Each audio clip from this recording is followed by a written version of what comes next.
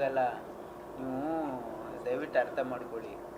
B J ಪಿಯವ್ರ ಉದ್ದೇಶ ಏನಾದರೂ ಇದಕ್ಕೆ ಒಂದು ತಾರ್ಕಿಕ ಅಂತ ಮಾಡೋದಕ್ಕೆ ಹೇಳೋಕ್ಕೂ ಕೇಳೋಕ್ಕೂ ಸದನದಲ್ಲಿ ಒಂದು ನಿಯಮಾವಳಿಗಳಿವೆ, ನಾವೇ ರೂಪಿಸ್ಕೊಂಡಿರ್ತಕ್ಕಂಥ ನಿಯಮಾವಳಿಗಳು. ಅದನ್ನು ಹೇಳೋ ರೀತಿಯಲ್ಲಿ ಹೇಳಿದರೆ ಖಂಡಿತವಾಗಿ ಸರ್ಕಾರ ಅದಕ್ಕೆ ಸ್ಪಂದನೆ ಮಾಡೋಕ್ಕೆ ನಾವು ಸಿದ್ಧವಾಗಿದ್ದೀವಿ. ಏನೇ ಸಮಸ್ಯೆ ಅವ್ರು ರೇಸ್ ಮಾಡಿದ್ರೆ ಅದಕ್ಕೆ ಸ್ಪಂದನೆ ಮಾಡ್ಬೋದು.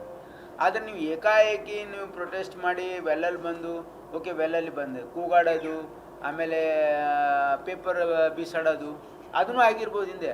ಆದರೆ ಸ್ಪೀಕರ್ ಚೇರ್ ಮೇಲೆ ಹೋಗಿ ಅಟ್ಯಾಕ್ ಮಾಡಿದ್ರೆ ಏನು ಅರ್ಥ ಇದೆ ಹೇಳಿ? ಶಾಸಕರಾದವರು ತಮ್ಮ ಒಂದು ಸೀಮೆಯನ್ನು ಅರ್ಥ ಮಾಡ್ಕೊಳ್ಬೇಕು. We can't go to the speaker's chair, that is not allowed. ಈ ರೀತಿ ಎಂದೂ ಆಗಿಲ್ಲ ನಮ್ಮ ಕನ್ನಡ. ಕೆಲವೊಂದು ಸರಿ ಆದಾಗ ಆ್ಯಕ್ಷನ್ ತೊಗೊಂಡಿದ್ದಾರೆ ನೋಡಿ. ಈ ರೀತಿ ಯಾರೂ ಶಾಸಕರು ಮಾಡೋಕ್ಕೆ ಹೋಗ್ಬಾರ್ದು. ಆ ಪಾರ್ಟಿ ಈ ಪಾರ್ಟಿ ಅಂತ ಹೇಳಲ್ಲ. ನಾವು ಅಪೋಸಿಷನಲ್ಲಿ ಕೆಲಸ ಮಾಡಿದ್ದೀವಿ. ನಾನು I was on M L A 2004ರಿಂದ ಇದ್ದೀನಿ. 2004ರಲ್ಲಿದ್ದಾಗೂ ಅಪೋಸಿಷನ್ಲಿದ್ವಿ. 2008ರಿಂದ 13 ತನಕ ಅಪೋಸಿಷನ್ಲಿ ಇದ್ವಿ. ಆಮೇಲೆ 8ರಿಂದ 13 ತನಕ ನಾನು ಮಂತ್ರಿ ಇದ್ದೆ, ಅದು ಬೇರೆ ವಿಷಯ. ಆದರೆ ನಾವೆಂದೂ ಕೂಡ ನಾವು ಪ್ರೊಟೆಸ್ಟ್ ಮಾಡಿದ್ವಿ, ಜಗಳ ಆಡಿದ್ದೀವಿ ಸದನದಲ್ಲಿ. ಆದರೆ ಈ ರೀತಿ ನಾವು ಸ್ಪೀಕರ್ ಹತ್ರ ಹೋಗಿ ಅಟ್ಯಾಕ್ ಮಾಡೋದಾಗಲಿ ಅಥವಾ ನಮ್ಮ ಮರ್ಯಾದೆ ಸೀಮೆಯನ್ನು ಮೀರಿ ಮಾಡ್ತಕ್ಕಂಥದ್ದು ಮಾಡಿಲ್ಲ. ಅವ್ರು ಮಾಡಿದ್ದಾರೆ, ತಪ್ಪು ಅದು.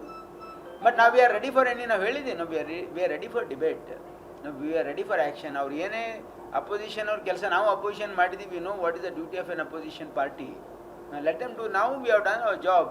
ನಾವು ಹೇಳಿದ್ದೆಲ್ಲ ಅಪೋಸಿಷನ್ ಅವರೆಲ್ಲ ಮಾಡಿದಾರಾ? ಒಂದೂ ಮಾಡಿಲ್ಲ ಅವರು. ನಾವು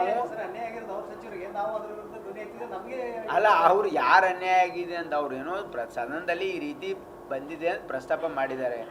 ಅದ್ರ ಬಗ್ಗೆ ತನಿಖೆ ಮಾಡ್ತೀವಿ ಅಂತ ಹೋಮ್ ಮಿನಿಸ್ಟ್ರ್ ಹೇಳಿದ್ದಾರೆ. ಅಂತ ಮ್ಯಾಟರ್ ಕ್ಲೋಸ್ ಅಟ್ ದ್ಯಾಟ್. ನೀವು ಅದನ್ನು ಬಿಟ್ಟು ಅದೇ ಒಂದು ಇಶ್ಯೂ ಮಾಡಿ ನೋಡಿ. ಸದನದಲ್ಲಿ ಅವರಿಗೆ ಅಭಿವೃದ್ಧಿ ವಿಚಾರ, ಈ ರಾಜ್ಯದ ಜನರ ಹಿತದ ವಿಚಾರ ಮಾತಾಡಲಿಕ್ಕೆ ಆಸಕ್ತಿ ಇಲ್ಲ.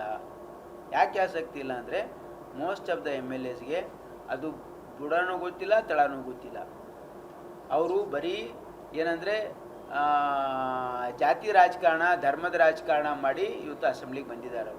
ಅವರಿಗೆ ಜನರ ಕಷ್ಟ ಗೊತ್ತಿಲ್ಲ, ಜನರ ಸಮಸ್ಯೆ ಗೊತ್ತಿಲ್ಲ, ಅಭಿವೃದ್ಧಿ ಅಂದ್ರೆ ಗೊತ್ತಿಲ್ಲ, ಅವರಿಗೆ ಅದ್ರ ಬಗ್ಗೆ ಕಮಿಟ್ಮೆಂಟು ಇಲ್ಲ. ನೀವು ನೋಡಿ, ಯಾರಾದರೂ ಎಮ್ ಎಲ್ ಎಸ್ ಏನು ಭಾಳ ನೀವು ಲೀಡ್ರಸ್ಸು ಅಪೋಸಿಷನ್ ಲೀಡರ್ ಹಿಡ್ಕೊಂಡು ಹೇಳ್ತಾ ಇದ್ದೀನಿ ನಾನು, ಅವ್ರೇನಾದರೂ ಸರ್ಕಾರಕ್ಕೆ ಸರಿಯಾದ ಸಲಹೆಗಳು ಕೊಟ್ಟಿದ್ದಾರಾ? ಇದು ಕೆಲಸ ಮಾಡಿ, ಆ ಡಿಪಾರ್ಟ್ಮೆಂಟಿಗೆ ಇದು ಚೆನ್ನಾಗಿ ಕೊಡಿ, ಏನೂ ಇಲ್ಲ. ಎಲ್ಲ ಏನಂದರೆ ಬಜೆಟ್ ಏನಂದರೆ ಹಲಾಲ್ ಬಜೆಟ್ ಅಂತ ಹೇಳಿದ್ರು. ಏನು ಹಂಗೆ ಅರ್ಥ ಅದು? ಅಂದರೆ ಈ ಬಜೆಟಲ್ಲಿ ಇವತ್ತು ಸುಮಾರು 4 ಲಕ್ಷ ಕೋಟಿಗಿಂತ ಜಾಸ್ತಿ ಹಣ ಎದಕ್ಕೆ ಅಲೋಕೇಶನ್ ಆಗಿದೆ, ಯಾವ ಡಿಪಾರ್ಟ್ಮೆಂಟ್ಗೆ ಏನು ಸ್ಕೀಮ್ಸು ಅನ್ನೋದೇನಾದ್ರು ಸ್ಟಡಿ ಮಾಡಿದಾರಾ? ಈ ವಿಡಿಯೋ ನಿಮಗೆ ಇಷ್ಟವಾದಲ್ಲಿ ಲೈಕ್ ಮಾಡಿ, ಶೇರ್ ಮಾಡಿ, ಸಬ್ಸ್ಕ್ರೈಬ್ ಮಾಡಿ.